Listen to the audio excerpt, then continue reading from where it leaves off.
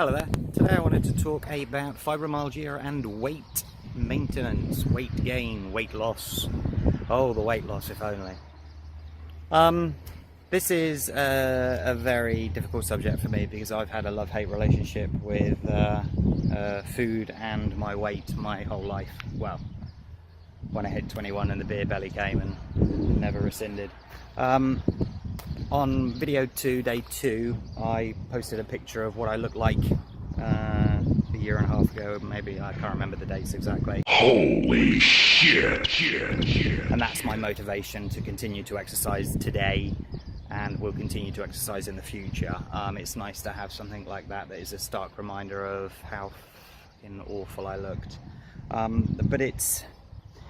The reason I wanted to talk about it is because it's a very difficult thing to do with fibromyalgia, which is weight maintenance. It's a very catch-22 because you start, if you're ill in bed, well, what's the one thing that you can turn to that gives you some enjoyment? That's food, specifically food that's bad for you.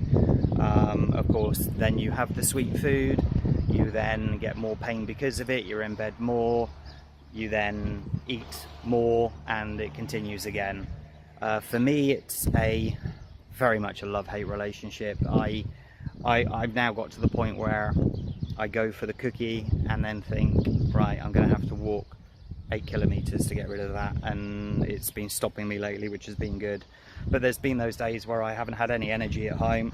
The wife's at work, kids are at school, by myself, editing on the movies in absolute agony and reaching for sweets and stuff like that. But obviously it's a psychological thing, because now after I've had sweets and stuff like that, I look in the mirror and instantly I feel fatter. Please don't agree with me. But I mean, it literally is that surprising to me. I can look at myself before I've eaten the sweets and the cakes and stuff and go, okay, you're looking okay. Not as thin as you want to be, but you're looking okay. And then I can eat the stuff and an hour later go and I actually feel physically fatter.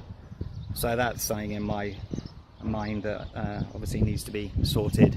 But the only advice that I really can give you concerning this is to get up, to get out.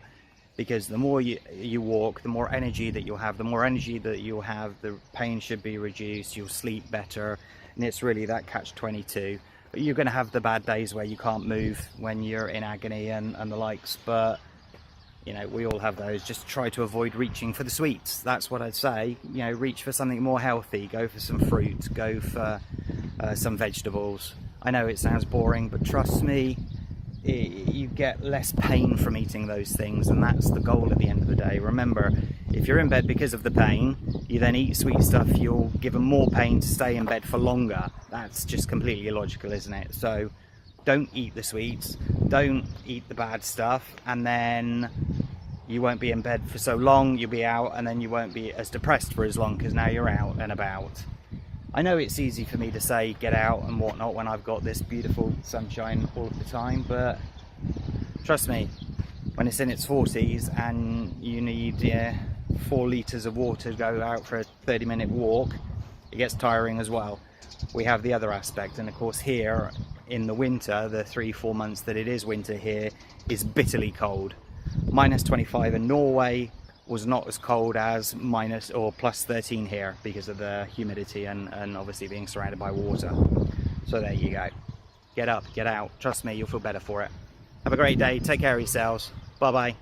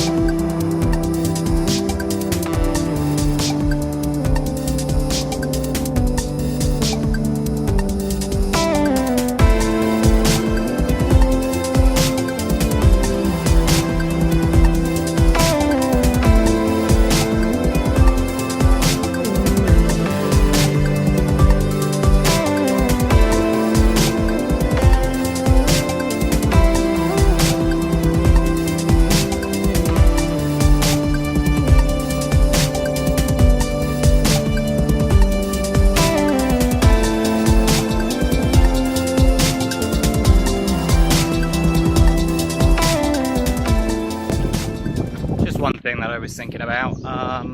Try to avoid the yo-yo diets. I myself tried several of them with great success at the start. The low carb diet, I went from 90 kilos down to 74, 75, which is fantastic. That was in 3 months, where it felt great.